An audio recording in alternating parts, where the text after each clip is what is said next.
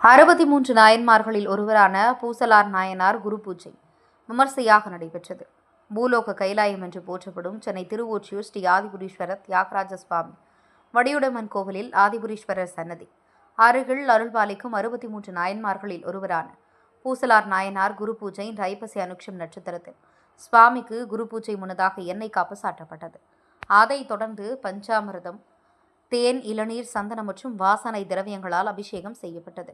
பின்னர் சுவாமிக்கு வஸ்திரம் சாத்தப்பட்டு பல வண்ண மலர்களால் அலங்காரம் செய்யப்பட்டது. அதைத் தொடர்ந்து சுவாமிக்கு தூபதீப ஆராதனை செய்யப்பட்டு வந்திருந்த பக்தர்களுக்கு பிரசாதங்கள் வழங்கப்பட்டன.